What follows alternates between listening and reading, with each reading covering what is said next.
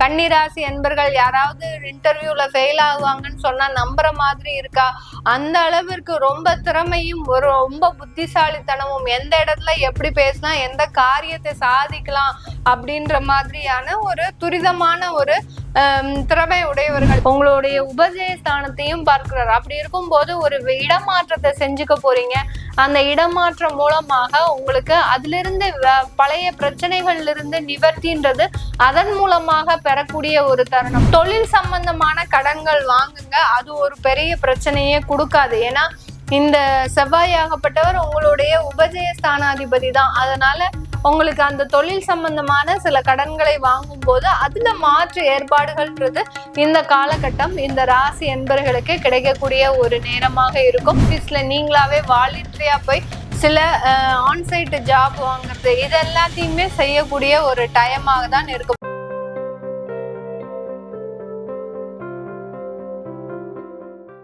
வணக்கம் நேர்களே, நான் உங்கள் ஆஸ்ட்ரோ பூர்ணா. இன்னைக்கு நாம பார்க்கக்கூடிய சிறப்பு தலைப்பு செவ்வாய் பயிற்சி.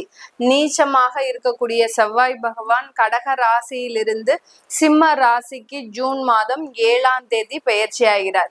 இந்த 7ஆம் தேதி பயிற்சி ஆகக்கூடிய அந்த செவ்வாயினுடைய பயிற்சி ஒவ்வொரு ராசி என்பவர்களுக்கும், ஏன்னா நீச்சமாக இருக்கும் போது பலவிதமான பாதிப்புகளையும் கொடுத்திருப்பாரு, பலவிதமான ஒரு உயர்வுகளையும் கொடுத்திருப்பாரு இந்த செவ்வாய் பகவான்.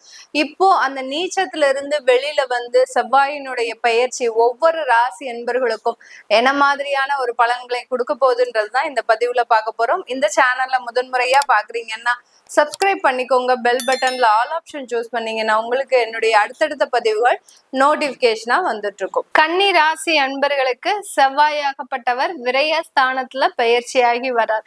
கன்னி ராசி அன்பர்களுக்கு இந்த செவ்வாய் கொஞ்சம் கெடுபலனை கொடுக்கக்கூடிய ஒரு கிரகம் தான். ஏன்னா உபஜயஸ்தானத்திற்குரியவர் 3ஆம் இடத்திற்குரியவரும் அடுத்து அஷ்டமாதிபதியும் இந்த செவ்வாய். இதனால் வரைக்கும் 11ஆம் இடத்துல நீச்சமாக இருந்து எல்லா தொந்தரவுகளையும் கொடுத்திருப்பாரு. அதாவது உங்களுக்கு ஆர்டர் கைகூடி வரும், கடைசி நேரத்துல கேன்சல் பண்ணிருப்பாங்க. தொழில் சம்பந்தமான வாய்ப்புகள் கை நழுவி போகிறதுக்கு உண்டான அதிகப்படியான அமைப்புகள், வேலையில இன்டர்வியூக்கெல்லாம் எல்லாத்துக்கும் போயிட்டு அங்க போய் ஃபெயிலியர் ஆகிறதுக்கு உண்டான ஒரு பயமும் பதட்டமும் அங்க வந்து அந்த இடத்துல என்ன செய்வது அறியாதுன்னு அந்த இடத்த அப்படியே நீங்க கேன்சல் பண்ணிட்டு வரக்கூடிய ஒரு தருணம். இதெல்லாமே இந்த ராசி என்பர்களுக்கு கடந்த காலத்துல இருந்திருக்கும். கன்னி ராசி என்பர்கள் யாராவது இன்டர்வியூல ஃபெயில் ஆகுவாங்கன்னு சொன்னா நம்புற மாதிரி இருக்கா? அந்த அளவிற்கு ரொம்ப திறமையும் ரொம்ப புத்திசாலித்தனமும், எந்த இடத்துல எப்படி பேசினா எந்த காரியத்தை சாதிக்கலாம் அப்படின்ற மாதிரியான ஒரு துரிதமான ஒரு திறமை உடையவர்கள். இவர்களுக்கே அந்த இன்டர்வியூல பயம், இன்டர்வியூல ஏதோ ஒரு குறைபாடு இருக்கு அப்படின்னா இது இவர்கள் மனம் சார்ந்த பிரச்சனை கிடையாது, கிரகங்கள் சார்ந்த பிரச்சனை. அந்த 11ஆம் இடத்துல அந்த செவ்வாய் நீச்சமாக இருக்கும் போது மிக பெரிய அளவுக்கு அந்த பிரச்சனைகளை கொடுத்திருப்பாரு. அடுத்து மறு திருமண வாழ்க்கை கடந்த 5 மாதங்களாக உங்களுக்கு பெரிய ஏமாற்றத்தை கொடுத்திருக்கும். நல்லா வாழ்க்கை வாழணும்னு நினைச்சு நீங்க தேடி தேடி கண்டுபிடிச்சு அந்த 2வது திருமணம் பண்ணிருப்பீங்க. அந்த திருமணத்திலேயே ஒரு தோல்விகள், தேவையில்லாத கருத்து வேறுபாடுகள், இது எல்லாத்தையுமே இந்த கன்னி ராசி அன்பர்களுக்கு கடந்த காலத்துல இந்த செவ்வாய் நீச்ச செவ்வாய் கொடுத்திருப்பாரு. இப்போ இது எல்லாமே நிவர்த்தி ஆகக்கூடிய ஒரு டைமா கேட்டீங்கன்னா அதுல இருந்து கடந்து செல்லக்கூடிய ஒரு நேரமாக தான் இருக்கும். இந்த நாட்களும் கடந்து போகும் அப்படின்னு சொல்லுவோம் இல்லையா? அதே மாதிரிதான் இது 12ஆம் இடம்ன்றது விரயஸ்தானம். அப்படி இருக்கும்போது இந்த இழப்புகளை நீங்க ஏற்றுக்கொள்ளக்கூடிய ஒரு மனப்பக்குவத்திற்கு ஆளாகக்கூடிய ஒரு நேரமாக தான் இருக்க போகுது. ஏன்னா உங்களுடைய செவ்வாயாகப்பட்டவர் 12ஆம் இடத்துல இருந்து உங்களுடைய உபஜயஸ்தானத்தையும் பார்க்கிறார். அப்படி இருக்கும் போது ஒரு இடமாற்றத்தை செஞ்சுக்க போறீங்க. அந்த இடமாற்றம் மூலமாக உங்களுக்கு அதுல இருந்து பழைய பிரச்சனைகள்ல இருந்து நிவர்த்தின்றது அதன் மூலமாக பெறக்கூடிய ஒரு தருணம். இல்ல சில சமயத்துல போல்டா எதிர்த்து பேசி எனக்கு வேண்டவே வேண்டாம், இந்த வாழ்க்கையே வேண்டாம் அப்படின்னு விலகக்கூடிய அளவிற்கு அந்த முடிவுகளை எடுக்கக்கூடிய ஒரு தருணமாக தான் இருக்க போது இந்த ராசி என்பர்களுக்கு. இதுல இளைய சகோதர சகோதரிகள் மூலமாக அதிகப்படியான இழப்புகள், விரயங்களை சந்திக்கக்கூடிய ஒரு நேரம். அவங்களுக்காக நீங்க சில விஷயங்களை செஞ்சிருப்பீங்க, கடன் வாங்கி செஞ்சிருப்பீங்க. இப்போ அவங்க உங்களை டாடா பை பை சொல்லிட்டு அவங்க பாட்டுக்கு அவங்க வேலையை பார்த்து போகக்கூடிய ஒரு டைம். என்னடா இது, நம்ம அவங்களுக்காக செஞ்சோம், அவன் பாட்டுக்கு இப்படி போறான், அவங்க பாட்டுக்கு இப்படி போறாங்க அப்படின்னு ஒரு மன உளைச்சல். இது எல்லாத்தையுமே நீங்க இப்போ என்ன பண்ண போறீங்க, நல்லா அதையும் கடந்து செல்லக்கூடிய, எவ்வளவோ சந்திச்சிட்டோம், இது என்ன பெரிய விஷயமா அப்படின்னு நினைக்கக்கூடிய அளவிற்கு இந்த ராசி என்பர்கள் அந்த இளைய சகோதர சகோதரிகள் மூலமாக அதிகப்படியான விரயங்களை செய்யறதுக்கு உண்டான ஒரு நேரம். இந்த 60 நாட்கள்ல அவங்களுக்கு ஏதாவது செய்யணும் அப்படின்னு நீங்க ஒரு முடிவு எடுத்திருக்கிறீங்கன்னா கொஞ்சம் போஸ்ட்போன் பண்ணிக்கோங்க. போஸ்ட்போன் பண்ணிட்டீங்க அப்படின்னா 60 நாள் கழிச்சு செய்யும் போது அது பெரிய இழப்புகளை உங்களுக்கு கொடுக்காது.